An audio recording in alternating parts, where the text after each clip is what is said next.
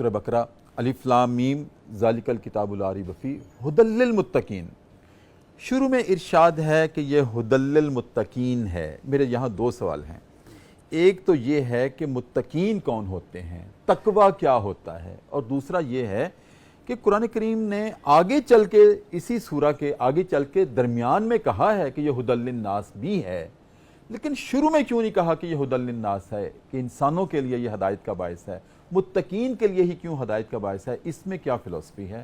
اور اس سے پہلے یہ فرمائے تقوی کیا ہوتا ہے جس کو کہا کہ متقین؟ جی بہت شکریہ۔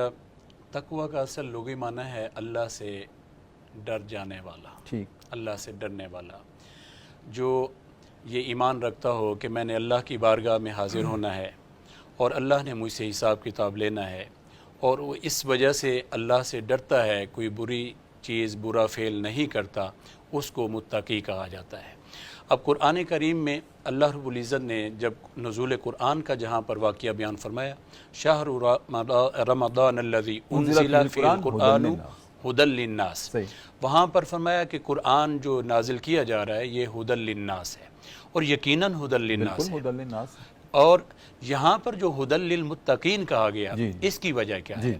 اصل میں اس سے استفادہ جو لوگ کرتے ہیں نا، وہ وہی ہوتے ہیں جو متقی ہوتے ہیں۔ پیغام تو سارے لوگوں کے لیے ہے، لیکن اس پر عمل پیرا وہی شخص ہوتا ہے جس کے دل میں خوف الہی ہوتا ہے، جو خشیت الہی کا یعنی خشیت الہی رکھنے والا ہوتا ہے، رب کا خوف رکھنے والا ہوتا ہے۔ اس لیے اللہ رب العزت چونکہ جاننے والا ہے، انہ علیم بذات الصدور، شان کا مالک ہے، وہ جانتا ہے کہ یہ ہدایت تو سارے لوگوں کے لیے ہے، لیکن اس سے فائدہ وہی لے گا جس کے دل میں میرا خوف ہوگا، جو متقی ہوگا، جو پرہیزگار ہوگا۔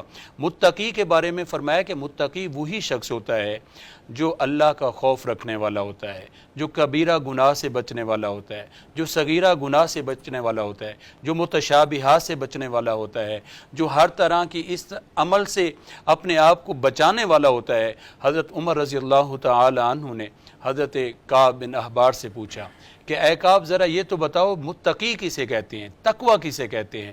تو انہوں نے بیان فرمایا کہ اے عمر، کبھی آپ کسی جنگل سے کسی کانٹ جھاڑیوں والے راستے سے گزرے ہیں، پگڈنڈی سے جہاں ارد گرد کانٹے ہوں، جہاں ارد گرد کانٹے ہوں، تو آپ نے فرمایا ہاں گزرا ہوں۔ تو آپ نے فرمایا کہ پھر وہاں کیسے گزرتے ہیں؟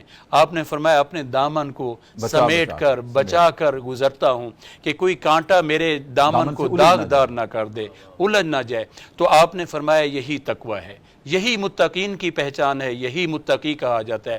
اللہ رب العزت نے یہاں پر فرمایا کیونکہ قرآن کریم ایک ایسی عظیم کتاب ہے جس کے بارے میں فرمایا لا یمسہ الا المطہرون، اس کو ناپاک بندہ ہاتھ بھی نہیں لگا سکتا، چھو بھی نہیں سکتا۔ یہ کوئی عام کتاب نہیں ہے، یہ اللہ کا کلام ہے۔ اللہ رب العزت نے یہ سب کتابوں میں سب سے بڑی کتاب جس کے بارے میں فرمایا لا ریب، اس میں کوئی شک نہیں، کوئی گنجائش نہیں۔ دنیا کی جتنی بھی کتابیں ہوتی ہیں ان کے رائٹر، ان کے مصنف، ان کے لکھنے والے اینڈ پہ یا شروع میں لکھ دیتے ہیں کہ اگر اس میں کوئی کمی ہو، کوئی کوتاہی ہو، کوئی غلطی ہو تو ہماری اصلاح فرمائیں تاکہ ہم نئے ایڈیشن میں اس کو درست کر لیں۔ لیکن قرآن کریم ایسی کتاب ہے جس کے آغاز میں اللہ خود ہی فرما رہا ہے کہ اس میں کوئی شک کی گنجائش نہیں، اس میں کوئی غلطی کی گنجائش نہیں ہے۔ اس لیے فرما دیا ہے، آگے متقین کا ذکر بھی اسی لیے فرما دیا ہے کہ اے متقین یہ وہ کتاب ہے جس میں کوئی شک کی گنجائش نہیں ہے، لہذا اس پر عمل کر جاؤ گے تمہاری زندگی سنور جائے گی۔ سبحان اللہ۔